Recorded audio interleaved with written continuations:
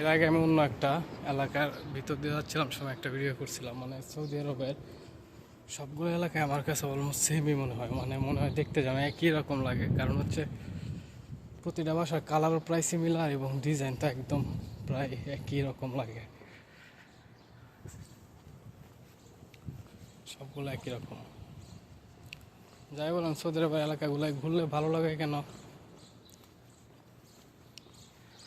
সবসময় খুবই নীরব থাকে, শুনশান একটা পরিবেশ, কোনো কাপজাপ নাই, কাউ নাই, প্রতিটা মানুষ নিজের মতো।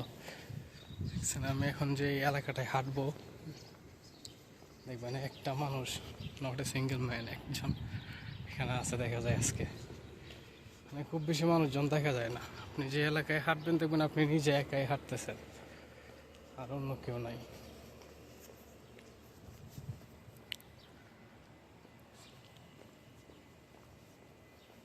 আর রোদ তো আছে, আজকে তুলনামূলক গরমটা একটু কম, এখনো হয় নাই।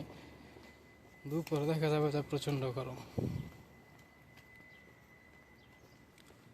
এখানে আছে কেউ? মানুষ নেই, অথচ গাড়ির অভাব নেই। সৌদি গাড়ি দেখছেন কার, মানুষের চাইতে গাড়ির সংখ্যা বেশি, এই জন্যই বলে সৌদিতে যায় গাড়ির স্বর্গরাজ্য।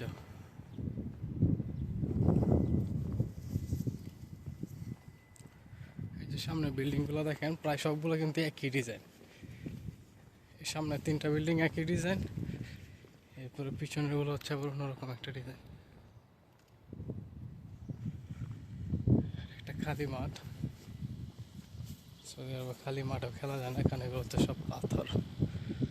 আর রোদ তো আছেই মাশাআল্লাহ।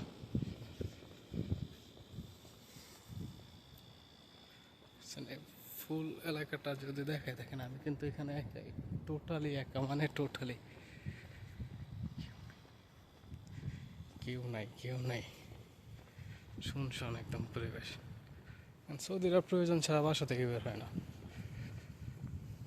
আর বাহিরে যদিও হাঁটা চলা করে যেগুলো, এগুলো হচ্ছে সব আজনবী, বাংলাদেশি, ইন্ডিয়ান, পাকিস্তানি ইত্যাদি ইত্যাদি। সৌদি আরবে তো আজনবীর অভাব নেই।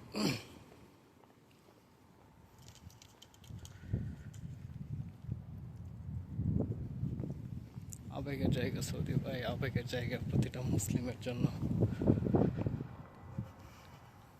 একদম নীরব শুনশান পরিবেশ, ভালোবাসার সৌদি আরব। প্রতিটা এলাকায় একই, আর প্রতিটা যতগুলো গলিতে আপনি ঢুকবেন গাড়ির অভাব নেই। কত গাড়ি যে সৌদি আরবে আছে, মানুষের চাইতে গাড়ির সংখ্যা বেশি।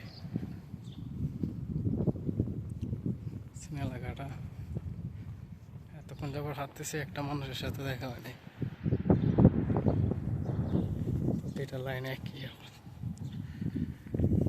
আল্লাহ হাফেজ, সকলে ভালো থাকবেন ইনশাআল্লাহ। যে যেখানে থাকেন সুস্থ সবল থাকেন, এই কামনাই করি। আল্লাহ হাফেজ।